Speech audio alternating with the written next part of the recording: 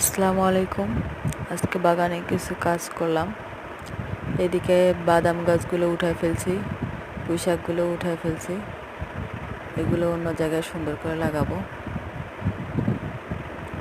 মাটিগুলো আমি রোদে দিয়ে রাখছি, আর এইদিকে পর্তুলিকাগুলো আমি লাগাই নিব।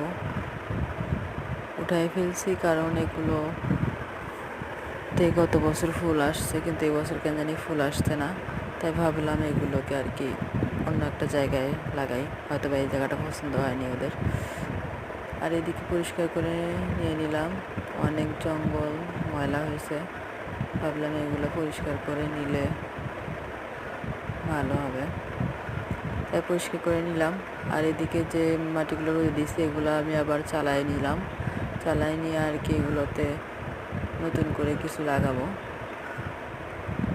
পর্তুলিকাগুলো আমি এই পাশে লাগাই নেওয়ার পর, আর আমার কিছু পর্তুলিকায় মিলিবাগ আক্রমণ করছে। এই মিলিবাগ আক্রমণ করার কারণে আমার ছোট ছোট নোজপিন পর্তুলিকা আছে, যেগুলো আপনারা নোজপিন পর্তুলিকা বলেন। তো ওগুলোতে একদম অবস্থা খারাপ, তাই ভাবলাম এগুলো কেটে ফেলি। এগুলো কেটে দিলাম।